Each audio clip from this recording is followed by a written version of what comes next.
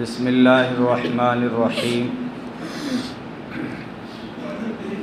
وَلِلَّهِ عَلَى النَّاسِ حِجُّ الْبَيْتِ مَنِ اسْتَطَاعَ إِلَيْهِ سَبِيلًا وقال النبی صلی اللہ علیہ وسلم بني الإسلام على خمس شہادة ان لا الہ الا اللہ وأن محمد رسول اللہ وإقام الصلاة وإيتاء الزکاة وصوم رمضان والحج من استطاع الیہ سبیلا او کما قال علیہ الصلاۃ والسلام۔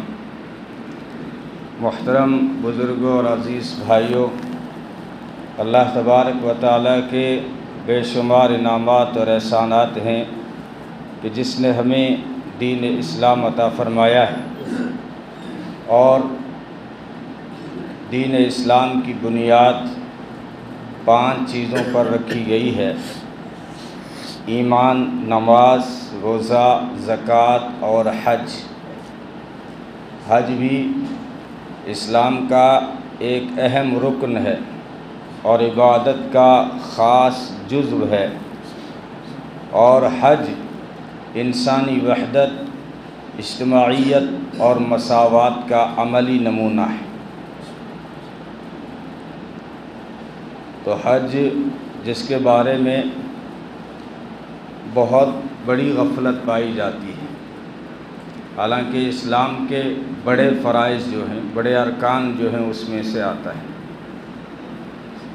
اور قرآن نے ومن کفر کا لفظ استعمال کیا ہے اسی آیت میں جو میں نے خطبے میں پڑھی کہ ومن کفر، فرمایا واللہ غنی عن العالمین۔ اگر کوئی حج کا انکار کر دے تو اللہ رب العالمین سارے جہانوں سے بے نیاز ہے، یعنی کفرہ کا لفظ خطرناک ہے۔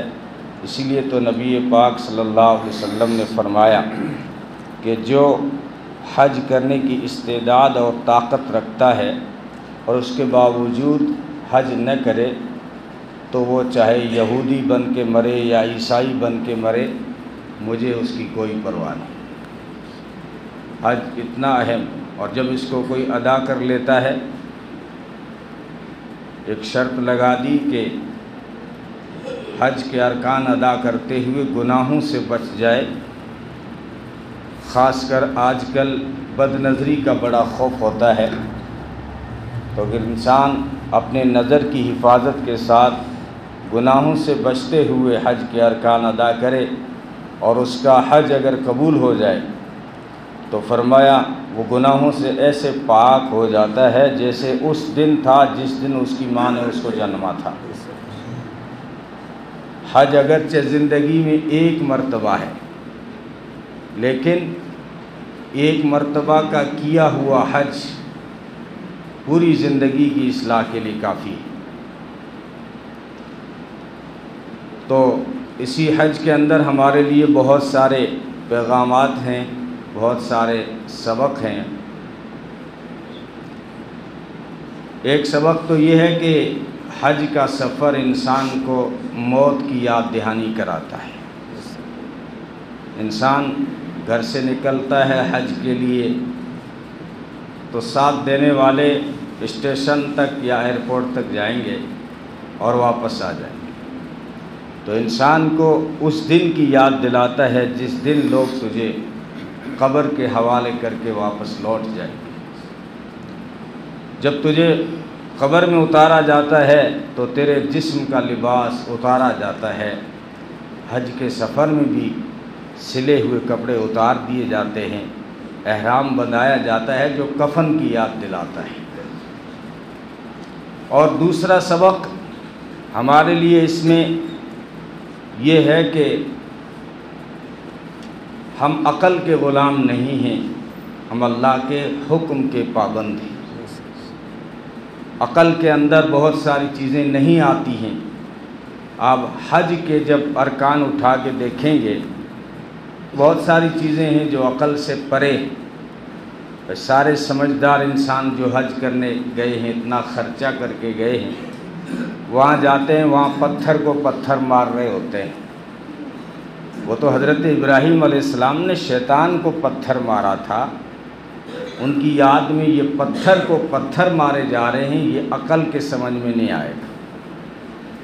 لیکن ہمیں حج کا سفر ہماری ذہن سازی کرتا ہے کہ تم عقل کے غلام نہیں، تم وحی کے پابند ہو، تم اللہ کے حکم کے پابند ہو۔ جس وقت جو وہ حکم دے دے اس وقت وہ تمہیں مان لینا ہے۔ اب ہم سب نے سن رکھا ہے کہ حرم کے اندر ایک نماز پڑھنے کا ثواب 1,00,000 نمازوں کے برابر۔ اب یہاں سے جو خرچہ کر کے گیا تو اس کی کوشش رہے گی کہ زیادہ سے زیادہ نمازیں حرم کے اندر ہی پڑھوں، لیکن جیسے ہی 8 ذی الحجہ آتا ہے تو اس کو حکم آتا ہے کہ حرم چھوڑ دے، مینا چلا جا۔ اور مینا میں کوئی حج کا خاص عمل بھی نہیں ہے، آپ غور فرمائیں، مینا کے اندر حج کا کوئی خاص عمل نہیں ہے، لیکن آپ کو یہ چھڑایا حرم۔ یہ عقل میں ایک بات تھی تو اس نے ہماری ذہن سازی کی کہ بندہ میرا بس غلام بن جائے، جس وقت جو کہہ دوں اس کو سمجھ میں آئے یا نہ آئے وہ مان لے۔ اب حرم چھڑایا جا رہا ہے اور مینا پہنچا دیا گیا، اور پھر وہاں سے عرفہ پہنچا گیا، وہاں سے مزدلفہ چلے گئے، وہاں سے مینا چلے گئے۔ تو یہ عقل میں آنے والی باتیں نہیں۔ دوسرے جیسے صفا اور مروہ کے بیچ کی صحیح ہو رہی ہے، اچھے خاصے سمجھدار لوگ صحیح کر رہے ہیں، دوڑ بھاگ کر رہے ہیں 2 پہاڑوں کے بیچ میں۔ حضرت حاجرہ تو اسی لیے دوڑی تھی کہ بچے کو پانی پلانا تھا، وہ تو پانی کی تلاش میں بھاگی تھی۔ تم کس کی تلاش میں بھاگتے ہو؟ اسلام نے کہا تم اپنے رب کی تلاش میں بھاگ رہے ہو۔ یہ حج کا جو سفر ہے یہ عشق اور محبت کی داستان ہے۔ جیسے کوئی کسی پہ جب فدا ہوتا ہے تو اس کو لباس کا بھی خیال نہیں رہتا، پھر اس کے چلنے کی رفتار بھی بدل جاتی ہے، پھر اس کے ہوش و حواس بھی بدل جاتے ہیں۔ جس سے محبت کرتا ہے اس کے گھر کا چکر کاٹتا ہے، کبھی ادھر بھاگتا ہے کبھی ادھر بھاگتا ہے۔ یہ سارا حاجی سے بھی کرایا، لباس بدل دیا، مجنونانہ کیفیت میں آ گیا۔ لبیک اللہم لبیک لا شریک لک لبیک کے نعرہ لگا رہا ہے، اور اس کے گھر کا چکر کاٹ رہا ہے، طواف کر رہا ہے، اور کبھی صفا اور مروہ کی سعی کر رہا ہے۔ یہ مجنونانہ کیفیت ہے، یہ ایک محبت کی داستان ہے۔ تو یہ حج کا جو عمل ہے یہ محبت کا اعلیٰ عمل ہے۔ بے شک محبت نماز میں بھی ہے، روزے میں بھی ہے، زکوٰۃ میں بھی ہے، لیکن حج میں انتہائی درجے کی محبت ہے، جس کو ہماری زبان میں عشق کہتے ہیں، کہ انسان اپنے رب سے ایک طرح کا عشق اور اس کو ایک لگاؤ، اور وہ اپنے رب کی تلاش میں مارا مارا پھر رہا ہوتا ہے۔ تو ہماری عقل کا علاج کیا گیا ہے حج کے ارکان دے کر۔ تمہاری سمجھ میں تو نہیں آئے گا صفا اور مروہ کی صحیح، ہم نے کہہ دیا تمہیں یہاں کے بیچ میں بھاگنا ہے، وہاں تو عورت دوڑی تھی، اب یہاں مردوں کو دوڑنا ہے۔ کہیں عاجزی ہے اور کہیں پہ شان رفعت بھی ہے طواف کے اندر میں۔ تو یہ فرمایا جس وقت جو میں کہہ دوں جھک جاؤ، اس وقت جھکنے میں فائدہ ہے۔ میں کہہ دوں تھوڑا اکڑ کے چلو طواف میں، تو اس وقت اکڑنے میں فائدہ ہے۔ حالانکہ اس وقت جس وقت نبی پاک صلی اللہ علیہ وسلم طواف کر رہے تھے، اس وقت تو مشرکین سامنے تھے اور مذاق اڑا رہے تھے کہ مسلمانوں کا حال دیکھو، کپڑے نہیں، چپل نہیں، وہ سیدھا حالات ہیں ان کے، عجیب و غریب حال ہیں۔ تو حکم آیا تھا کہ تمہیں کوئی کمزور نہ سمجھے، ذرا اکڑ کے چلو، لیکن اس سنت کو قیامت تک باقی رکھ دیا گیا۔ جس وقت میں جو کہہ دوں اس میں ہے۔ اب عقل دوڑائیں گے تو نماز بھی مغرب میں 3 رکعت رکھ دی گئی۔ اب یہ عقل تو نہیں مانتی، عقل تو کہہ رہی ہے 4 پڑھ لوں، 1 رکوع زیادہ ہو جائے گا، 2 سجدے زیادہ ہو جائیں گے، قرات زیادہ ہو جائے گی، تسبیح زیادہ ہو جائے گی، اور سب سے بڑی آسانی یہ ملے گی کہ سفر میں جائیں گے تو آدھی ہو جائے گی۔ اب مغرب تو سفر میں بھی آدھی نہیں ہوتی، نہیں 3 پڑھی، 3 پڑھنے کا حکم دیا گیا، تو اب تمہیں 3 پہ ہی سلام پھیرنا ہے۔ اگر جان بوجھ کے چوتھی رکعت کے لیے کھڑے ہوئے تو تم اسلام کا مذاق کرنے والے ہو، تمہیں ثواب نہیں ملے گا، گناہ ملے گا۔ یہ ہماری کیا ذہن سازی کی کہ کسی جگہ میں کچھ نہیں رکھا، کسی حکم میں کچھ نہیں رکھا، جس وقت میں جو کہہ دوں۔ آپ صبح صادق کا وقت ہوا، روزے دار کو کہہ دیا کہ کھانا پینا چھوڑ دے۔ اب یہاں پر تاخیر کو بہتر قرار دیا گیا، ایسے نہیں کہ آپ رات کو 2 بجے کھا کے سو جائیں، آخری وقت تک صبح صادق ہونے تک کھاتے پیتے رہو، تو یہ پسند کیا گیا۔ اور جیسے ہی سورج غروب ہوتا ہے، اب انسان کی عقل کیا کہتی ہے، یار 16 گھنٹے جب بھوکا پیاسا رہوں، 5 منٹ میں مرے گے، 2 منٹ انتظار کر لے۔ اسلام اس انتظار کو پسند نہیں کرتا۔ سورج غروب گیا، فوراً روزہ افطار کر لو۔ نہ تو روٹی چھوڑنے میں کوئی کمال ہے، نہ روٹی بند کرنے میں کوئی کمال ہے۔ جس وقت ہم کہیں کھاؤ اس وقت کھانا دین ہے، جس وقت ہم کہیں نہ کھاؤ اس وقت نہ کھانا دین ہے۔ تو اسلام، یہ حج کے ارکان میں ہماری یہ ذہن سازی کی گئی۔ اور دوسرا حج کے اندر جو بہت بڑا سبق ہے ساری انسانیت کے لیے، وہ ہے انسانی وحدت کا پیغام، مساوات کا پیغام، برابری کا پیغام، اونچ اور نیچ کا فرق مٹا دیا، کالے اور گورے کا فرق مٹا دیا، عربی اور عجمی کا فرق مٹا دیا۔ افریقی بھی اسی انداز میں ہے، عرب کا شیخ بھی اسی انداز میں ہے، اسی لباس میں انڈیا کا غریب بھی ہے، اسی انداز میں سوڈان کا مالدار بھی ہے۔ تم سب ایک ماں باپ کی اولاد ہو۔ آج تمہیں ایک لباس میں دیکھنا چاہتا ہوں، سب کو احرام کی 2 چادروں میں لپیٹ رکھا ہے، اور جو ہے سارے فرق ختم کر دیے کہ آپ کون سے علاقے سے رکھتے ہیں۔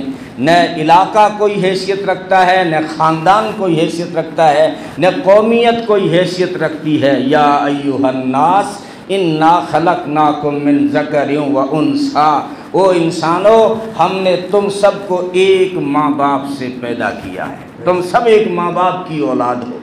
تو پھر یہ قبائل کیوں رکھے، خاندان کیوں رکھے، ملک کیوں رکھے؟ یہ افریقہ ہے، یہ ایشیا سے آیا ہے، یہ سعودی عرب کا ہے، یہ حجازی ہے، یہ عجمی ہے، یہ سندھی ہے، یہ پٹھان ہے، یہ خان ہے، یہ قریشی ہے، یہ کیوں رکھے ہیں؟ فرمایا وَجَعَلْنَاكُمْ شُعُوبًا وَقَبَائِلَ لِتَعَارَفُوا، یہ تو اسی لیے رکھے ہیں کہ تم ایک دوسرے کو پہچان سکو۔ ایک نام کے بہت سارے آدمی ہوتے ہیں نا، تو اس لیے پہچان سکو کہ یہ کون سے علاقے کا ہے، کس برادری سے ہے، صرف اسی لیے رکھا ہے، ورنہ کوئی برادری، کسی بھی انسانی برادری سے کوئی برادری اونچی نہیں ہوتی۔ یہ تو ہم ہندوستان میں رہتے ہیں تو ہماری ذہنیت بھی متاثر ہو جاتی ہے کہ یہ جو ہے شوگر ہے، یہ فلانا ہے، کچھ بھی نہیں۔ تم سب ماں باپ کے آدم کی اولاد ہو، تمہاری ماں کا نام حوا ہے، تم سب کا میٹیریل مٹی ہے، اور ناپاک نطفے سے تمہیں اٹھایا ہے۔ نبی پاک صلی اللہ علیہ وسلم نے آخری حج کے موقع پر، آخری کہہ دو یا پہلا کہہ دو، نبی کا ایک ہی حج، کیونکہ حج فرض ہونے کے بعد یہ مطلب بھی آپ کو پتہ ہونا چاہیے، نبی نے مکی زندگی میں حج کیے تھے، اس وقت حج اسلام میں فرض نہیں تھا، حج فرض ہوا ہے 9 ہجری کے اندر، تو نبی پاک صلی اللہ علیہ وسلم نے 10 ہجری میں کیا، پہلا کہہ دو یا آخری کہہ دو۔ تو پھر اس حج کے اندر جو ہے آپ صلی اللہ علیہ وسلم نے جو خطبہ دیا ہے، 1 لاکھ سے زیادہ، 1.5 لاکھ، 2.25 لاکھ، 1.25 لاکھ، 1,24,000 تقریباً، مختلف اقوال ہیں کہ صحابہ کتنے تھے، یعنی لاکھ سے تو زیادہ ہی تھے۔ اتنے بڑے مجمع میں جو اعلان کیا تھا تو انہی الفاظ کے ساتھ میں کہا تھا، ان ربکم واحد وان اباکم واحد کلکم من آدم و آدم من تراب۔ فرمائے انسانو تمہارا ربا بھی ایک ہے تو تمہارا ابا بھی ایک ہے، ربا ایک ابا بھی ایک، اور تمہارے ابا کے اوپر فخر مت کرنا زیادہ، وہ آدم و من تراب، ہم نے تمہارے باپ آدم کو مٹی سے اٹھایا تھا، اب تمہیں مٹی میں واپس ملنا ہے۔ قرآن کریم نے انسانیت کا کتنا بہترین نقشہ کھینچا ہے کہ وَلَقَدْ خَلَقْنَا الْإِنسَانَ مِنْ سُلَالَةٍ مِنْ طِينٍ ثُمَّ جَعَلْنَاهُ فِي قَرَارٍ مَكِينٍ ثُمَّ خَلَقْنَا النُّطْفَةَ عَلَقَةً فَخَلَقْنَا الْعَلَقَةَ مُضْغَةً فَخَلَقْنَا الْمُضْغَةَ عِظَامًا فَكَسَوْنَا الْعِظَامَ لَحْمًا فرمایا ہم نے کھنکتی ہوئی مٹی سے اس کا میٹیریل اٹھایا، پھر اس کو نطفہ بنایا، پھر باپ کی پشت میں آیا، پھر ماں کے رحم میں پہنچا، پھر یہ لوتھڑا بنا، پھر یہ گوشت بنا، پھر ہڈی بنا، ہڈی پہ پھر دوسرا گوشت چڑھایا، اس گوشت پہ چمڑا چڑھایا، اور آگے کہا فَتَبَارَكَ اللَّهُ أَحْسَنُ الْخَالِقِينَ، تیرا رب کتنا خوبصورت شکلیں بنانے والا ہے، کتنا خوبصورت شکلیں بنانے والا ہے۔ تو یہ حج کا جو اجتماع ہوتا ہے اس کے اندر یہی پیغام دیا جاتا ہے، اجتماعیت کا پیغام دیا جاتا ہے کہ تم سب ایک ہو، انسانی وحدت کو پیدا کرتا ہے حج، کہ سارے تم سب ایک ہو، علاقہ کوئی حیثیت نہیں رکھتا۔ نبی نے یہ بھی کہا، کیونکہ ہمارے دماغ میں یہ بھی ہو سکتا ہے کیونکہ عرب میں پیدا ہوئے، اسلام عرب سے پھیلا، اس لیے عرب کوئی اونچا ہوگا۔ نبی نے خطبے میں کہہ دیا آج کے بعد کسی عربی کو اجمی پر کوئی فضیلت نہیں، احترام کا حکم دے دیا کہ عرب کا احترام کرنا، کیونکہ میں عرب سے ہوں، عرب کو برا بھلا مت کہنا۔ لیکن جب برابری کی بات آئی تو فرما دیا آج کے بعد کسی عربی کو اجمی پر، کسی گورے کو کالے پر۔ آپ سمجھتے ہو یہ مختصر جملے ہیں، دنیا کی جنگیں ہوئی ہیں یورپین اور افریقین کی صرف کالے گورے کے نام پر، آج بھی لوگ لڑتے ہیں صرف کالے اور گورے کے نام پر۔ محمد عربی صلی اللہ علیہ وسلم کی نگاہ عمیق افریقہ اور یورپ پہ بھی پڑ رہی تھی، اور فرما دیا تھا آج کے بعد میں کسی گورے کو کالے پر کوئی فضیلت حاصل نہیں ہے۔ اور مساوات کا درس جتنا حج سے ملتا ہے، محمد عربی صلی اللہ علیہ وسلم نے اسی حج کے سفر میں بہت سارے وہ احکام صادر کیے اور اپنے عمل کے ذریعے سے کر کے دکھائے جو انسانی برادری میں وحدت اور مساوات پیدا کرتے ہیں، برابری۔ کیونکہ قریش جو تھے یہ اپنے آپ کو بڑا سمجھتے تھے، یہ جب حج کرنے جاتے تھے تو یہ عرفات کے اندر نہیں ٹھہرتے تھے، بولتا ہے عرفات میں غریب لوگ ٹھہرے، ہم کیوں ٹھہریں، ہم تو مزدلفہ میں الگ خیمے لگائیں، یہ قریش کے لوگ۔ تو جب آپ صلی اللہ علیہ وسلم حج کر رہے تھے تو کسی نے کہا کہ آپ کے لیے وہ مزدلفہ میں خیمہ لگا دیں، یا اگر عرفات کے اندر ہی ٹھہرنا ہے تو یہاں کوئی چھپر قائم کر دیں۔ فرمایا نہیں، پہلے سے کسی کے لیے چھپر نہیں بنے گا، جو پہلے پہنچے گا وہ جگہ اسی کی ہوگی جو پہلے پہنچ جائے، عرفات میں جو جہاں پہلے پہنچ جائے وہ اس کی جگہ ہے۔ اور علماء فرماتے ہیں مسجد کا بھی یہی مسئلہ ہے، مسجد میں جو پہلے جہاں پہنچ جائے وہ بیٹھے گا، ویسے نہیں کہ میں مسجد کا متولی ہوں، کھڑے ہو میں روزہ ڈے بیٹھیا کروں، تو کیوں آگے بیٹھتی ہو، نہیں۔ غریب سے غریب آدمی، مزدوری کرنے والا پہلی صف میں آ کے امام کے پیچھے بیٹھ گیا تو بادشاہ بھی نہیں ہٹا سکتا۔ اسلام میں کسی غیر مسلم نے کہا کہ اسلام کی یہ بہت بڑی خوبی ہے کہ ایک ہی صف میں کھڑے ہو جاتے ہیں محمود و ایاز، نہ کوئی بندہ رہتا ہے نہ کوئی بندہ نواز، بڑے وڈیرا بھی وہیں کھڑا ہے اور سیمٹ سے لدے ہوئے کپڑے ہیں، مزدور بھی وہیں کھڑا ہے۔ تو حج کے اندر بھی یہ ہمیں پیغام اور میسج اسلام نے دیا ہے، اور آپ صلی اللہ علیہ وسلم نے اپنے عمل سے منع کر دیا، میں مزدلفہ میں نہیں ٹھہروں گا، میں مساوات قائم کرنے آیا ہوں، اول سے آخر تک کی زندگی مساوات کی ہے۔ شاید میں نے کچھ دن پہلے آپ کو بتایا تھا کہ جب حلیمہ کے یہاں دودھ پی رہے تھے نا تو ایک طرف دودھ پیتے تھے داہنی طرف سے، بائیں طرف دودھ نہیں پیتے تھے۔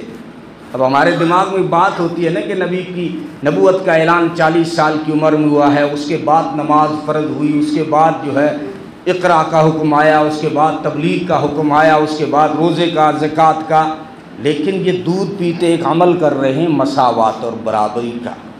اس وقت تو کسی کے سمجھ میں نہیں آیا کہ ایسا کیوں ہے، یہ عجیب بچہ ایسا کیوں ہے۔ کچھ بڑے ہوئے تو حلیمہ نے جب ملاقات ہوئی دوسری تو پوچھا کہ بیٹے آج بات یاد آئی ہے تو بتائیے کہ جب آپ دودھ پیتے تھے تو صرف ایک طرف کا پیتے تھے، دوسرے طرف کا نہیں پیتے تھے۔ فرمایا حلیمہ تیرا بیٹا ایک اور بھی تو تھا، وہ دودھ پی رہا تھا انہی دنوں، تو میں اپنے بھائی عبداللہ کا حق کیسے دبا لیتا۔ میں تو دنیا میں انصاف قائم کرنے آیا ہوں اور مساوات اور برابری کا درس دینے آیا ہوں، اگر میں اس دن دونوں حصہ کا دودھ پی لیتا، اپنے بھائی کا حق دبا لیتا، دنیا کیا کہتی، یہ کیا انصاف قائم کرے گا جو اپنے بھائی کا حق بھی کھا گیا۔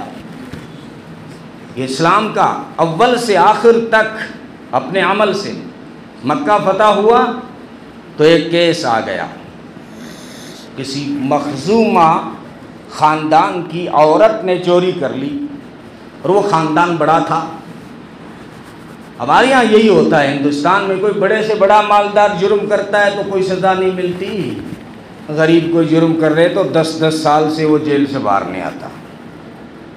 تو بنی مخزوم کی عورت نے چوری کی تھی، تو لوگوں نے کہا کہ اللہ کے رسول تھوڑی سی رعایت کریں، ڈنڈ یعنی جرمانہ باندھ دیں، اسلام کی جو سزا ہے نا ہاتھ کاٹنے کی، یہ نہ کریں، ہماری بے عزتی ہو جائے گی، ہمارا پریوار بڑا پریوار سمجھا جاتا ہے، پوری پریوار کی بے عزتی ہو جائے گی، آپ پیسے لے لیں، جرمانہ لگا دیں، جتنا باندھیں ہمیں منظور ہے لیکن ہاتھ میں کٹے۔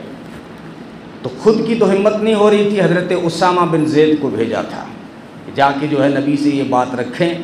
جب نبی کو حضرت اسامہ رضی اللہ تعالیٰ عنہ نے یہ بات کہی تو نبی پاک صلی اللہ علیہ وسلم کا چہرہ غصے سے سرخ ہو گیا، فرمایا تم سے پہلے لوگ اسی لیے برباد ہوتے تھے، کوئی غریب جرم کرتا تو فوراً جو ہے سزا ملتی تھی، کوئی وڈیرا جرم کرتا تو چھوڑ دیا جاتا تھا۔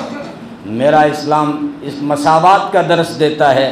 اے اسامہ، تم بنو مخزوم کی عورت جس کا نام فاطمہ ہے اس کی رعایت کرنے پہنچ گئے کہ میں اس کا ہاتھ نہ کاٹوں، میرا اعلان سنو، میری بیٹی مجھ محمد صلی اللہ علیہ وسلم کی بیٹی فاطمہ چوری کرے گی تو میں فاطمہ کا بھی ہاتھ کاٹ دوں گا۔ میرے یہاں یہ کوئی رعایت نہیں ہوگی کہ کیسا خاندان ہے اور کتنا بڑا اپنے آپ کو سمجھتا ہے۔ اسلام کا مساوات کا درس ہے۔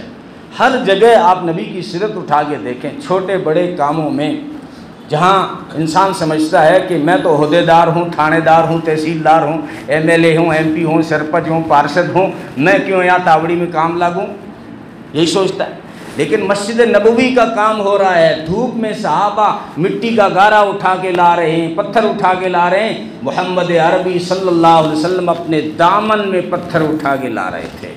کسی نے کہا اللہ کے رسول آپ جو ہے سائے میں آرام فرمائیں، آپ کے جانثار بہت ہیں، آپ کے غلام بہت ہیں، آپ کے تابع دار اور فرمانبردار بہت ہیں۔ فرمایا تم مجھ سے زیادہ طاقتور نہیں، میں تم سے زیادہ نیکی سے عاجز نہیں، مجھے بھی نیکی چاہیے، ثواب مجھے بھی چاہیے، اور یہاں کوئی اونچ نیچ نہیں ہے کہ میں سیٹھ بن کے بیٹھا رہوں اور تم مزدور بن کے کام کرو، یہ کسی اور کی شریعت ہوگی، محمد عربی صلی اللہ علیہ وسلم کی یہ شریعت نہیں ہے۔ ایک سفر کے دوران کھانا بنانے کا وقت آ گیا جنگل میں، تو کسی کو کہا گیا کہ چولہا سلگایا جائے، کسی سے کہا گیا کہ جو بھی آٹا تھا جو وغیرہ کا اس کو گوندھ لیا جائے۔ تو آپ صلی اللہ علیہ وسلم جلدی سے دور چلے گئے، اور تھوڑی دیر کے بعد صحابہ نے دیکھا لکڑیوں کا گٹھر اٹھا کے لا رہے ہیں۔ اب اس موقع پہ بھی صحابہ نے کہا اللہ کے رسول آپ ہمیں حکم دے دیتے، ہم آپ خود چل کے گئے اور لکڑیوں کا گٹھر اٹھا کے لائے، ساری کائنات کے سردار، سارے نبیوں کے نبی ہیں، آپ لکڑیاں اٹھا کے لا رہے ہیں۔ فرمایا میں تم سے زیادہ عاجز نہیں ہوں ثواب میں۔ بدر جا رہے ہیں، 3 کے بیچ میں ایک سواری تھی، باری باری سے سوار ہوتے تھے اور باری باری سے پیدل چلتے تھے۔ جب آپ صلی اللہ علیہ وسلم کے پیدل چلنے کی باری آتی تھی تو صحابہ کہتے کہ نہیں، ہماری جانیں آپ پہ قربان، آپ کی باری پہ ہم پیدل چلیں گے، آپ سوار ہو جائیں گے۔ فرمایا علی تم مجھ سے زیادہ طاقتور نہیں اور میں تم سے زیادہ ثواب میں عاجز نہیں۔ تو یہ مساوات کے لیے تھا، انسانی برابری کے لیے تھا۔ یہ جو اسلام نے مساوات کا درس دیا ہے، باقی ادیان کا بھی آپ مطالعہ کیا کریں، ایسی مثالیں آپ کو کہیں نہیں ملے گی جو اسلام کی مثالیں ہیں مساوات کا۔ ہر جگہ پہ مجلس کے اندر بیٹھے ہیں، دودھ آ گیا، خود نوش فرمایا، اور پاس میں ایک بچہ ہے، عبداللہ بن عباس کی عمر کم تھی، ان کو دے دیا، اور سامنے ابو بکر اور عمر جیسے جلیل القدر صحابہ تشریف فرما تھے۔ فرمایا ابو بکر عمر میں تمہارے مرتبے سے واقف ہوں، لیکن حق اس کا ہے کیونکہ یہ داہنی طرف بیٹھا ہے۔ مجلس کا حق یہ ہے کہ کوئی چیز شروع کریں، چاہے پانی ہو، چاہے چائے ہو، چاہے دودھ ہو، تو اس کو داہنی طرف سے شروع کیا جائے گا۔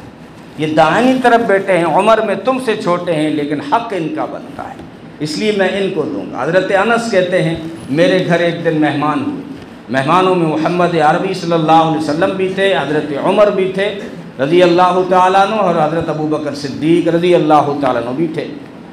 اتنے میں دودھ آ گیا، ہدیتاً کوئی دودھ کسی نے پیش کیا، تو نبی پاک صلی اللہ علیہ وسلم نے جو ہے اپنے داہنی طرف کسی اور کو دے دیا، یعنی ابو بکر عمر کو نہیں دیا۔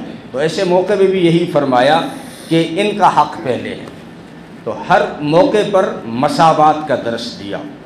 جو آخری حج ہے اس میں جو خطبہ ہے نبی پاک صلی اللہ علیہ وسلم کا، فرمایا آج کے بعد میں ساری جاہلیت کی چیزوں کو اپنے پاؤں کے نیچے روندتا ہوں، اور غلط خون کو بھی اپنے پاؤں کے نیچے روندتا ہوں، اور اس کی شروعات کرتا ہوں اپنے خاندان سے، اور ربیعہ بن حارث کے بیٹے کا خون معاف کرتا ہوں۔ یعنی عرب کے اندر ایک دستور تھا کہ اگر کوئی قتل کر دیتا تو پھر جو ہے اس کا بدلہ ضرور لیتے تھے وہ، اگر بدلہ نہیں لے پاتے تو لکھ کے جاتے، وصیت کر کے جاتے، اپنی اولاد کو کہہ کے جاتے کہ فلاں قاتل ہے، اس کو سلٹانا ہے، مارنا ہے۔ اگر وہ مر جاتا تو اس کے بیٹوں کو مارتے۔ یہ سلسلہ کئی صدیوں تک چلا آ رہا تھا۔ آپ صلی اللہ علیہ وسلم نے جب اس کو بند کیا تو اپنے گھر سے بند کیا۔ یہ دین کی ترتیب ہے۔ تقریر کرنا میرے لیے تو بہت آسان ہے، اگر میں رسم و رواج کو ختم کرنا چاہوں نا تو اس کی شروعات میرے گھر سے کروں، میری زندگی سے کروں۔ لوگوں کو کہتا ہوں رسم و رواج چھوڑو، جہیز چھوڑو، اور خود جب آتی ہے شادی تو سب سے زیادہ میں دیتا ہوں۔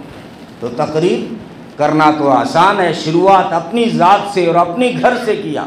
سود بند کرنا کوئی آسان نہیں تھا عرب معاشرے میں، اسی خطبے میں اعلان فرمایا تھا کہ آج کے بعد سود کو ختم کیا جا رہا ہے، لیکن اس کی شروعات کروں گا اپنے چچا سے، اپنے چچا سے عباس سے شروعات کروں گا۔ عباس کا جتنا بھی سودی کاروبار ہے اس کے بند کا میں آج اعلان کرتا ہوں۔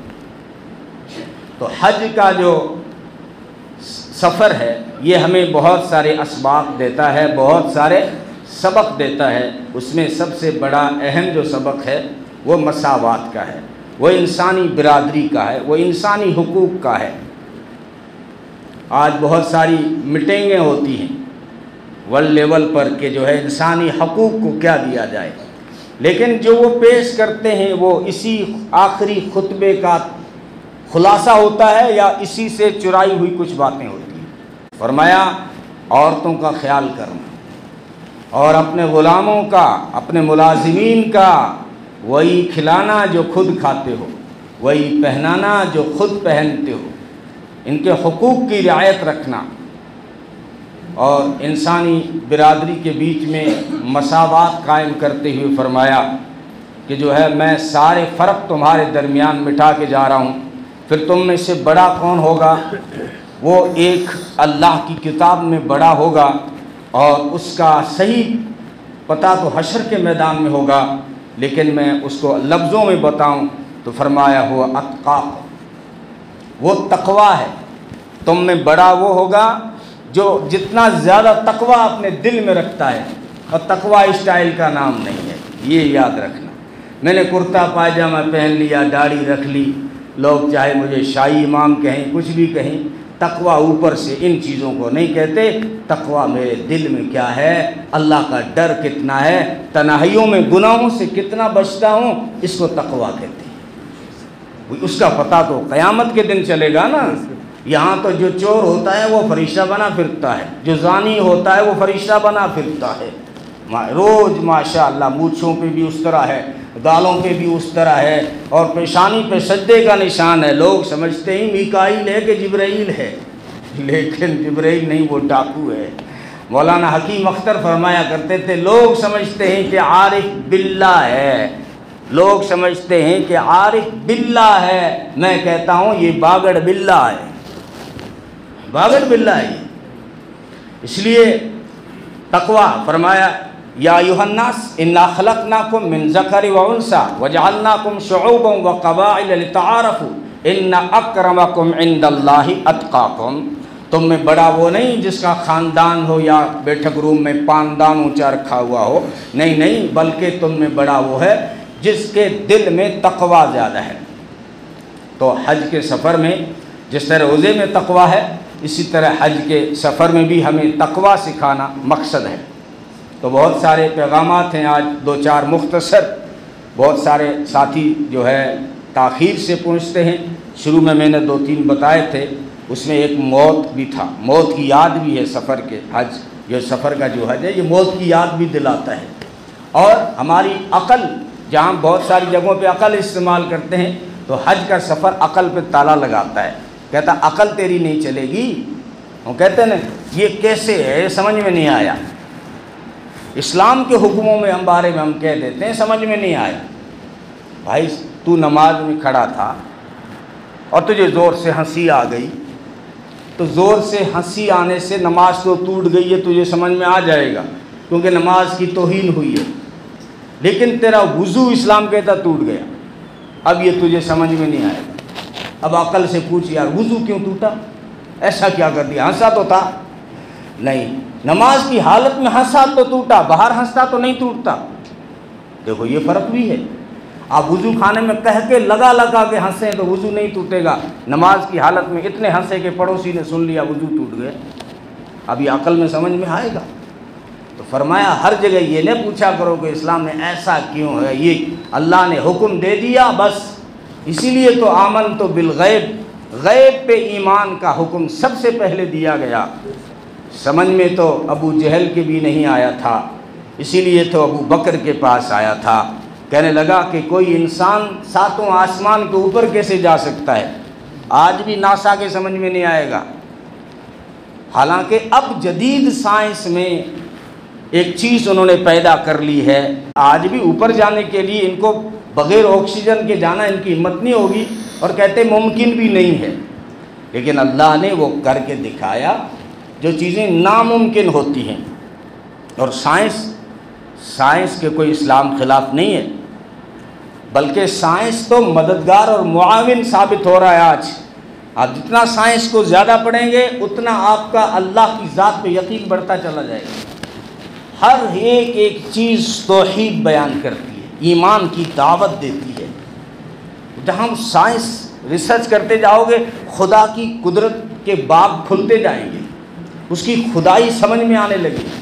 معمولی سا انڈا پڑا ہو، اب یہاں اس سے پہلے سائنس کا دعویٰ پڑھ لینا۔ سائنس کا دعویٰ یہ ہے کہ اگر کسی جگہ کسی کو بند کر لیا جائے، وہاں پہ باہر کا آکسیجن اندر نہ جا رہا ہو اور اندر کا باہر نہ جا رہا ہو، کوئی جی نہیں سکتا۔ اب یہ جو مرغی کا انڈا ہوتا ہے، اس کے اندر ایک جھلی جو لگی ہوتی ہے، یہ ہوا پروف ہوتی ہے، اس کے باوجود وہ جو چوزا ہوتا ہے وہ علم حاصل کر رہا ہوتا ہے، اور وہ جیتا بھی ہے، جی کے دکھاتا ہے، اور باہر آتے ہی دوست اور دشمن کو پہچان لیتا ہے بغیر ماں کے سکھائے۔ باہر آتے ہی وہ بلی سے بھاگے گا، بکری سے نہیں ڈرے گا، یہ علم وہ اندر سے لے کے آتا ہے۔ تو آج جدید جو سائنس ہے یہ بہت سارے، اسی لیے جب آگے بڑھتے ہیں تو اسلام میں آ جاتے ہیں۔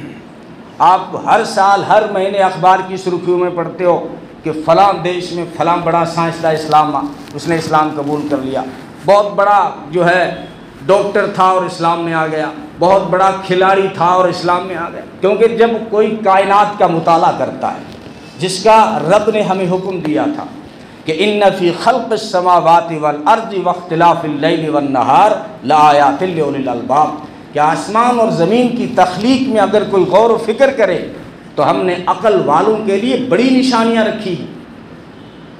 تو یہ ہمارے علوم تھے، بدقسمتی سے اب اس موڑ پہ آپ پہنچا ہوں نوجوانوں کہ بدقسمتی سے یہ سارے علوم ہمارے تھے، ہم اتنے سست ہو گئے کہ جن کو ہم نے سکھایا تھا وہ ہمارے استاد بن گئے۔ یہ یورپ جو ہے اس کو بڑی چڑ تھی علم سے۔ ارسطو اور افلاطون کی کتابیں جو تھی اس کا ترجمہ پوری دنیا میں کسی کو سمجھ میں نہیں آتا تھا۔ مسلمانوں نے سب سے پہلے ارسطو اور افلاطون کے فلسفے والی سائنس والی کتابوں کے ترجمے کر کے دنیا کو سمجھایا۔ جب مسلمانوں نے وہ کتابیں دنیا میں شائع کی تو اس کا فائدہ یورپ نے اٹھایا۔ یورپ نے پھر مزید ریسرچ کیا، مزید محنت کی، تو وہ استاد سے بھی آگے بڑھ گیا، اور ہم نے کچھ چیزیں محدود پکڑ لی اور اپنے کنویں کے اندر جیسے مینڈک سمجھتا ہے کہ ساری دنیا یہی ہے، ہم جس شعبے میں گئے ہم نے سمجھا کہ سارا اسلام یہی ہے، سارا قرآن یہی ہے، اور پھر جو ہے ہم اسی اپنے محدود دائرے میں رہے، ہم آگے نہیں بڑھے۔ ورنہ آپ پچھلی ہسٹری میں پڑھیں گے تو سائنسدان بھی آپ تھے، ماہر دان بھی آپ تھے، ماہر فلکیات بھی آپ تھے، ستاروں کے نام آج بھی یورپ سے پیچھے تو عربی میں ملیں گے، اس لیے کہ یہ نام مسلمانوں نے رکھے تھے۔ ماہر فلکیات مسلمان تھے، بڑے بڑے سائنسدان مسلمان تھے، بہت ساری کتابیں اس پہ لکھی جا چکی ہیں۔ کاش کہ کوئی پڑھنے والے بھی مسلم نوجوان پیدا ہو جائیں تو آپ اپنی تاریخ کو پڑھیں، اپنی ہسٹری کو پڑھیں۔ اسلام نے علم پہ زور اسی لیے دیا تھا کہ علم کوئی ایک عمل نہیں ہے، جب انسان علم حاصل کرتا ہے تو بہت سارے اعمال کو اور کائنات کو جاننا شروع کر دیتا ہے۔ جب کائنات کو جانتا ہے تو رب کی قدرت اس کو سمجھتی آتی چلی جاتی ہے۔ اسی لیے تو بڑے بڑے سائنسدان مجبور ہو کے اسلام کے دامن میں آتے ہیں۔